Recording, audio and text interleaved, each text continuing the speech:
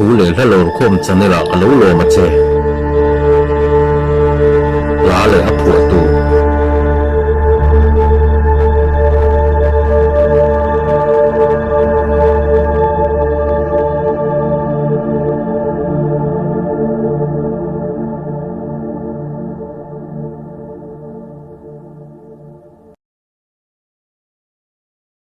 ka chanela ka lo lom le ve ka cheu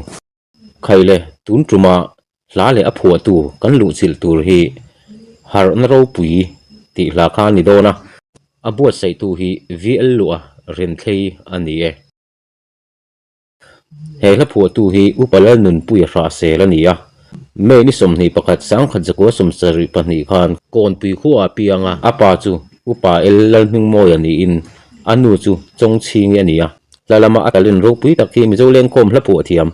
apu upa vi hola atanga adona ni nge yang la som riat chunga pu to a sapla po engemaw zat alet ling to bokani ezon nalama government mizo high school a science subject zirtir tu nia kum sang ni som pali khan national teachers award te ani to boka mizo zinga le india rampuma national award dong kop theino pang berani ezir nalama po mithiam ni in pol ru ka tanga pol som guidebook mizo le science subject asiama hei hi no pang tam takin an chur tang kai hle ni KTP a po biale branch a in mang na sa hle a in fia mangai na a hockey a hian mizoram ai o in tumli la ya khel to a badminton po atui hle a le khabu som thum le paruk la ya zia ka chung zinga som ni le pani chu mizo tong ni in som le pali ro chu sap tong an ni thung luang mor veng thanga an chung kuai nan chenga e bin azar offset an enkol mek bokani he la hi kel kang har na in kan rama na sataka mi te ne na a thola ya phuania tharau thiang vi min hetiang tak mai kan rama han tuam hi alom om lia li ina ria a mi lim mel mu te hi anuama a thin lunga lom em maya chuti lai chuan central KTP assistant leader Samuel Lalding lianan heti tak mai hian kan ram hi har nei na tuam vela nia ma se har na la kan la nei mi alova lungai tu ate ati chu pathian hne na tung trai na dil nga la zan nga vel adil nuwa he la hi chumi chan na chu anita ani he la siam don hian kel kanga ala kal lova akhu le ram om dan te an betel na mun po a hrelo chanchin bua a chhir le mi soi mai lo chu engma al hrelo ani an ko ran la chu chuti em in an la hlim box si lova mihring tak po in phu suala hlau hle a aro puina ang po in asiam chuak zo lawang ti a hlau hle ni pathian hne na ngor takin adila a thin lunga arung am lo lang chu siam zelin he tiang hian hla lo chuak ta ani lalpa kalome tharau thiang hlim kan choi moi che ti mai lo chu soi tur nein en hrelowa member hla te du tho deuh maya an han lam te hallelujah thom te chuan pathian beng atheng tatina ria a ko ran mi te hlim mel le chung ko a pathian faka lam tuala an han lam te chu aro pui ti em maya he har na hian kan ram dung le wang fang zelang che ti in asom bokani he la pu tu na soi zel dan chuan kan fa ti nge ko kan ngai dam the na chin apel fowa kan hrema em ti in kan hau fo thin pathian ngai dam na ero chuan top china nei lova ama be seya pan tu te chu angai dam zela a chen pui zel fan top chin po anei ve lova kan pathian ni om reng alo ni eng anga sual po ni maila mangai na onem chuan o isual ngai dam ani min han ti mai hi amma kani cross kal tlang lo chuan mi hring te chuan ngai dam rei theilo kan in ei lowa in rel kan bang thei bok si lo midang kan te dan po cross kal tlang ni zel se ta chuan in rem na oma kan tin lo na mu ma sa in atling zo krista a kan te turani kan din mun chetak krista awanga thiam changa kan om hian ama hi fakanuama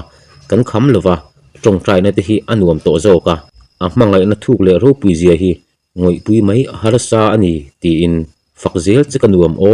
lalpa du tak ti in a au chu pui ta ani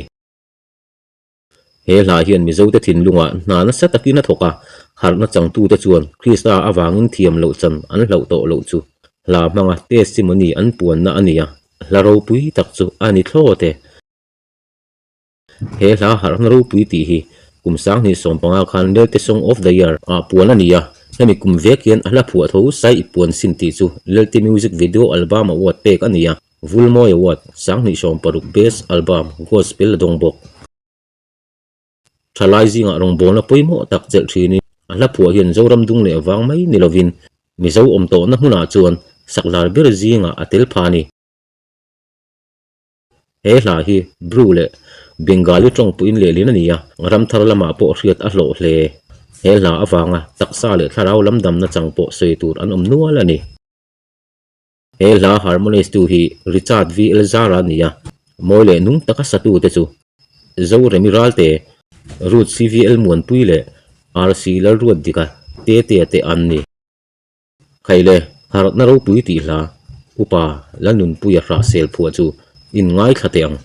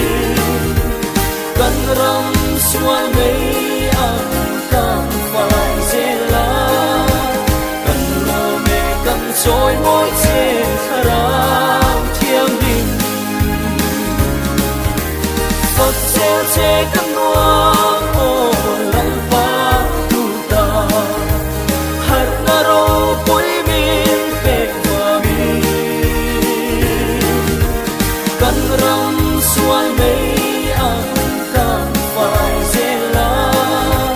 cần lô mê cần trôi môi